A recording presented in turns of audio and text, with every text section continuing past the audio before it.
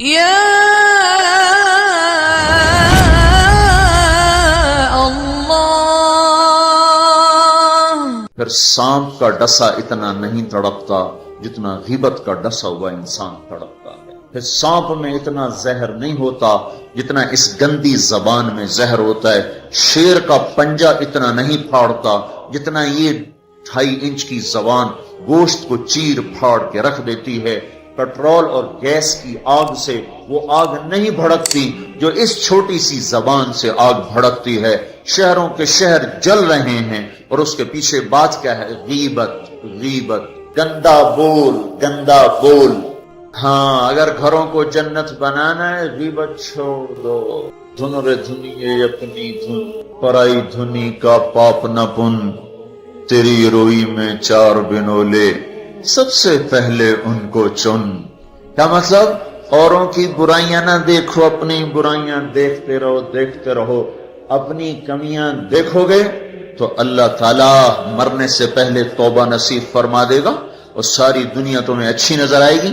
اگر اپنی اچھائیاں دیکھو گے اور اوروں کی برائیاں دیکھو گے تو اللہ توبہ کا دروازہ بند کر دے گا، سارا جہان آپ کو برا نظر آئے گا، اپنی ذات آپ کو بڑی اچھی نظر آئے گی اور بڑی قابل تعریف نظر آئے گی، اور اس کے ساتھ پھر تکبر پیدا ہوتا ہے، اور تکبر میں مرنے والا جنت کی ہوا بھی نہیں سونگھ سکتا۔ پہلے عجب آتا۔ عجب کیا ہے؟ میں بڑا اچھا ہوں، میں بڑا اچھا ہوں، یہ عجب ہے، میں بڑا اچھا ہوں۔ صرف اس حد تک، میں بہت اچھی ہوں، میں تو بہت اچھی ہوں، میں تو بہت اچھا ہوں، یہ عجب۔ جب عجب کو لگام نہیں دے گا تو اگلا درجہ آئے گا، اگلا درجہ۔ عجب اور تکبر کی حد ساتھ ساتھ ملی ہوئی ہے، اس لیے بارڈر پر پولیس کھڑی تھی، بارڈر پر فوجیں کھڑی ہوتی، بھائی آپس میں بارڈر مل نہ جائے، تو عجب اور تکبر کا بارڈر ملا ہوا ہے۔ تکبر کیا ہے؟ میں بڑا اچھا، وہ بہت گندا، میں بڑی اچھی، وہ بہت گندی۔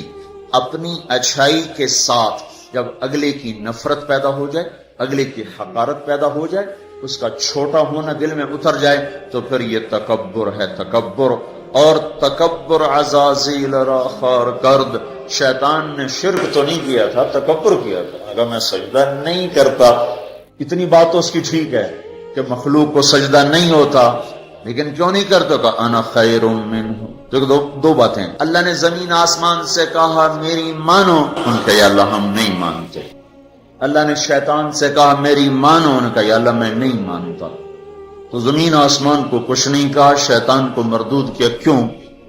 دونوں نے انا اردنا الامانۃ علی السماوات والارض والجبال، ہم نے آسمان، زمین، گلگت کے پہاڑوں کو کہا میری امانت اٹھاؤ، فابین ان یحملن منھا، اور کہنے نہیں اللہ ہم نہیں اٹھاتے، ہم نہیں اٹھاتے، ہم نہیں اٹھاتے، ان کو تو کچھ نہیں کہا۔ اللہ نے کہا وَإِذْ قُلْنَا لِلْمَلَائِكَةِ اسْجُدُوا لِآدَمَ فَسَجَدُوا إِلَّا إِبْلِيسَ، اللہ نے کہا سجدہ کرو، شیطان نے کہا میں نہیں کرتا۔ مَا مَنَعَكَ أَن تَسْجُدَ لِمَا خَلَقْتُ بِيَدَيَّ، تو سجدہ کیوں نہیں کرتا؟ زمین آسمان تم بوجھ نہیں اٹھا رہے؟ نہیں اللہ ہم نہیں اٹھائیں گے۔ شیطان تو سجدہ کیوں نہیں کر رہا؟ میں نہیں کر رہا۔ فرق کیا ہے؟ شیطان نے کہا میں نہیں کرتا، کیوں نہیں کرتے ہو؟ انا خیر منہ، میں اچھا ہوں، یہ برا ہے۔ خلقتنی من نار، میں آگ سے بنا، آگ اوپر جاتی۔ دیکھو نا، دیا سلائی کو آگ لگاؤ اور اس کو الٹا بھی کرو تو آگ اوپر جاتی، آگ اوپر جاتی۔ خلقتنی من نار وخلقتہ من طین، میں آگ سے، یہ مٹی سے۔ استخبر، وہ متکبر ہوا، نہ کہ دفع ہو جا۔ اچھا زمین آسمان نے کہا ابھی اللہ ہم نہیں اٹھاتے۔ اللہ کہا کیوں؟ اشفق، یا اللہ ہمیں تیرا ڈر، اللہ ہمیں تیرا خوف ہے کہ ہم تیری امانت اٹھا نہیں سکیں گے، اللہ ہماری ہمت نہیں کہ ہم تیری امانت۔ اشفقنا منہا، وہ ڈر گئے کہ اللہ ہمارا بس کا نہیں ہے۔ اللہ کا جاؤ معاف کر دیا۔ انہوں نے کہا میں اچھا ہوں، تو مردود ہے قیامت تک کے لیے۔ تو میرے بھائیوں بہنوں، ایک بہت بڑی آگ ہے جو جنگل کی آگ سے بھی زیادہ شدید ہے، اور یہ زبان کا غلط بول ہے، یہ غیبت ہے، یہ غیبت جو سب سے زیادہ انسانوں کو جہنم میں لے کر جائے گی، سب سے زیادہ انسانوں کو جہنم میں گرائے گی۔ عیسیٰ علیہ السلام گزر رہے تھے، ایک ڈاکو بیٹھا تھا پہاڑ کی چوٹی پر، اس کی نظر پڑی، اس کو خیال آیا میں کیا زندگی گزار رہا ہوں۔ انہوں نے کہا یا اللہ میری توبہ مجھے معاف کر دے، آئندہ تیرے نبی کا ساتھ دوں گا، اور یہ کہہ کر پہاڑ سے نیچے اتر آیا۔ اور ساتھ چل دیا. ایک آدمی عیسیٰ علیہ السلام کے ساتھیوں میں سے، اس نے پیچھے مڑ کے دیکھا تو وہ ڈاکو. تو جو نیک لوگ ہوتے ہیں نا، نیک لوگ، ان کے لاشعور میں اپنا اچھا ہونا اترا ہوتا، ہم بڑے اچھے ہیں. یہ چیز بہت بڑا سبب ہے دین سے دور لوگوں کے اور دور ہو جانے کا. جنید جمشید گلوکار ہے گانا گانے والا، اب ماشاءاللہ توبہ کر لی ہے، مجھ سے بڑی داڑھی ہے، مجھ سے بڑی پگڑی باندھتا ہے. 6 سال ہم اس کے پیچھے پھرتے رہے. جب اللہ نے اس کو توبہ کی توفیق دے دی تو اس نے مجھ سے کہا میں صرف اس وجہ سے ان راہوں پہ چلا کہ تم نے مجھے حقیر نہیں سمجھا اور نفرت کا اظہار نہیں کیا، اور دوسرا کبھی فتویٰ نہیں سنایا کہ تو حرام کھاتا ہے. حرام ہی تو کھا رہا ہے، یہ ہم نے کبھی منہ سے نہیں کہا تو حرام کرتا ہے، حرام کھاتا ہے. سنتے رہے سنتے رہے سنتے رہے، چلتے رہے چلتے رہے. 6 سال کے بعد خود ہی توبہ کر لی، 3 چلے بھی لگا دیے اور داڑھی بھی رکھ لی اور چلے بھی لگ گئے اور کتنے حج ہو گئے. اور اس کے پیچھے کیا تھا؟ صرف محبت. اس کے گناہ کا اس کو تانا نہیں دیا.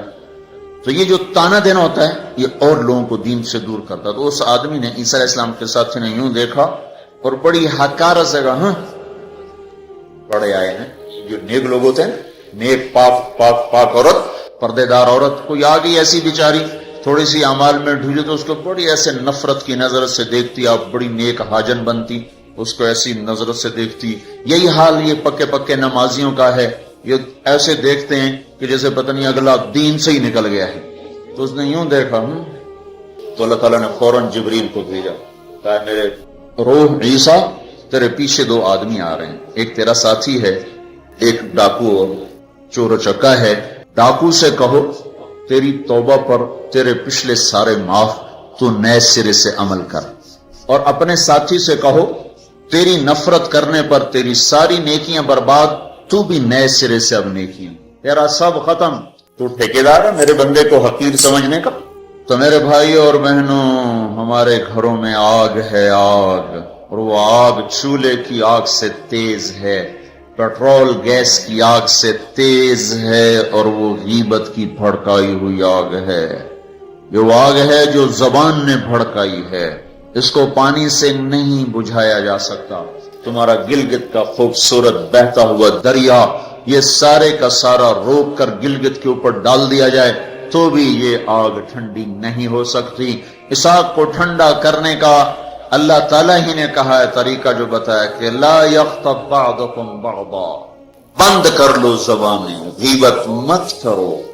لا تجسسوا، ہمارے نبی نے کہا کسی کی ٹو نہ لگاؤ، کیا کرتی ہے کیا کرتا ہے.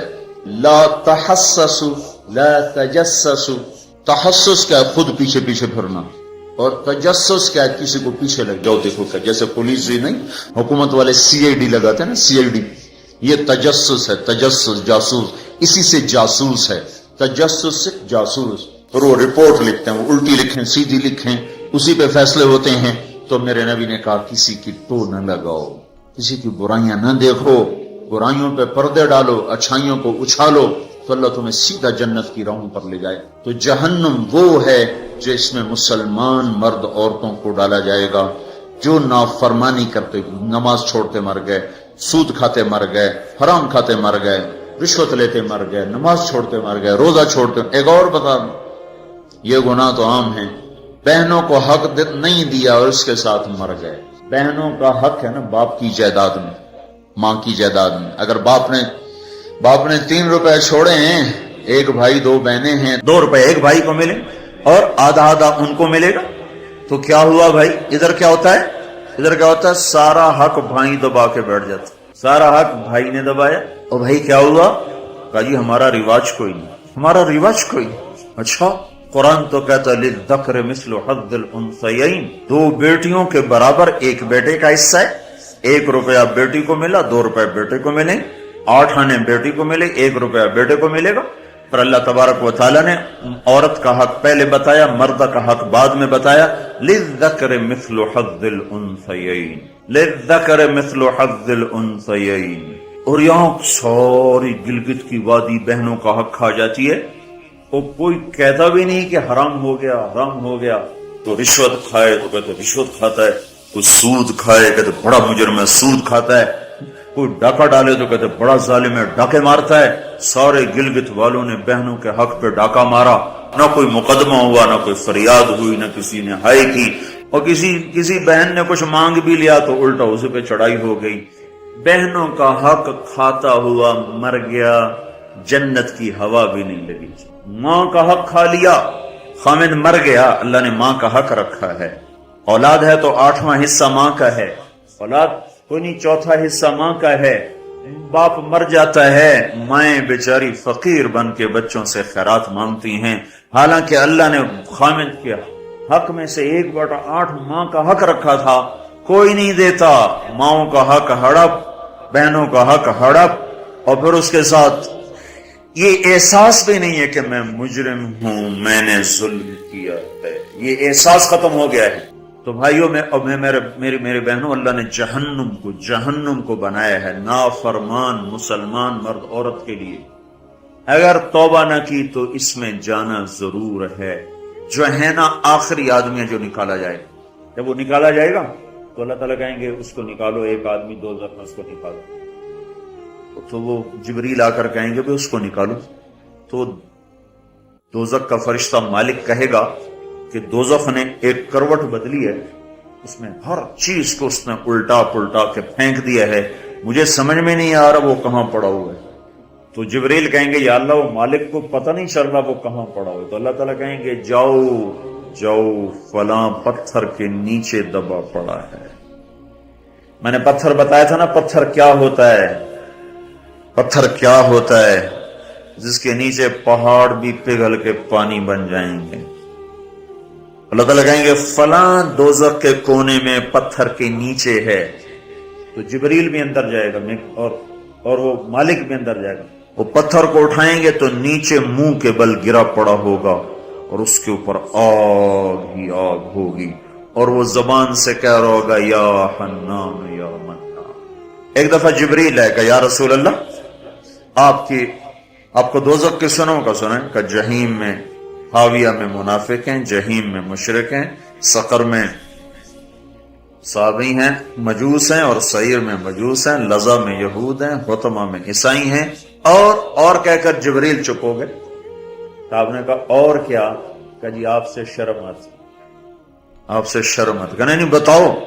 کہا جہنم میں آپ کی امت ہے، نافرمانی کرتے ہوئے جو مر گئے توبہ کیے بغیر. تو ہمارے نبی بے ہوش ہو کے گر گئے اور روئے جا رہے، نہ کسی سے بات کر رہے، نہ کلام کر رہے، نہ کھانا کھا رہے، روئے جا رہے. حضرت عمر رضی اللہ تعالیٰ عنہ اجازت مانگنے گئے تو آپ نے اندر آنے کی اجازت نہیں دی. سلمان فارسی اجازت مانگنے گئے تو آپ نے اندر آنے کی اجازت نہیں دی. سلمان فارسی بھاگ کے حضرت فاطمہ کے پاس گئے کہ جاؤ ابا کی خبر لو. وہ رو کے ان کا حال برا ہے اور کسی سے بات نہیں کر رہے، کھانا نہیں کھا رہے. حضرت فاطمہ رضی اللہ تعالیٰ عنہ دوڑی ہوئی تشریف لائیں، دروازے پہ دستک دی تو آپ نے، چونکہ حضرت فاطمہ سے محبت بے پناہ تھی تو آپ نے فوراً اجازت دے دی. اندر آئیں تو کہا ابا جان کیا ہوا، میں آپ پہ فدا قربان، آپ کا یہ حال کیوں بنا ہے، کیا ہوا ہے؟ تو آپ نے کہا فاطمہ میری بیٹی، مجھے جبریل نے بتایا ہے میری امت کے نافرمان مرد عورتوں کو جہنم میں جانا ہوگا.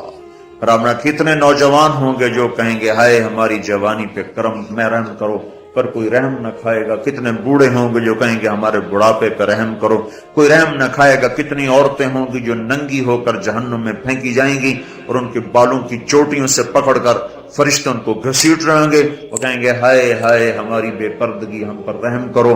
ان پر کوئی رحم کرنے والا نہیں ہوگا. مجھے یہ خبر رلا رہی ہے، بے قرار کر رہی ہے. تو لیبلوکم ایکم احسن عملا، ان قریب موت پر یہ سب کچھ کھل کے سامنے آنے والا ہے. اللہ تعالیٰ نے اس کی تیاری کے لیے ہمیں یہاں بھیجا ہے. ہم آزاد نہیں ہیں. اللہ اس کائنات کا بادشاہ ہے. زندگی موت کا نظام بنایا اور عزت اور ذلت کا نظام بنایا، جنت اور جہنم کا نظام بنایا، عرش فرش زمین آسمان چاند تاروں کا نظام بنایا، اور دنیا اور آخرت کی ساری عزتوں تک پہنچانے کے لیے حضرت محمد صلی اللہ تعالی علیہ وسلم کو رہبر بنا کر، ہادی بنا کر، قیامت تک کے آنے والے انسانوں کے لیے رہبری کا طریقہ دے کر آپ نے مدینے مکے کی پہاڑیوں سے آپ کو چاند بنا کے، سورج بنا کے آپ کو طلوع فرمایا اور پھر قیامت تک کے لیے سورج چمکتا رہے گا، یہ چاند چمکتا رہے گا، نہ یہ گھٹتا ہے، اور نہ اس پر کوئی گہن لگتا ہے، نہ اس پر کوئی داغ آتا ہے، نہ اس میں کوئی آگ ہے۔ آپ ساری دنیا کے مردوں عورتوں کے لیے عزت کا راستہ لے کر آئے، بلندی کا راستہ لے کر آئے، کامیابی کا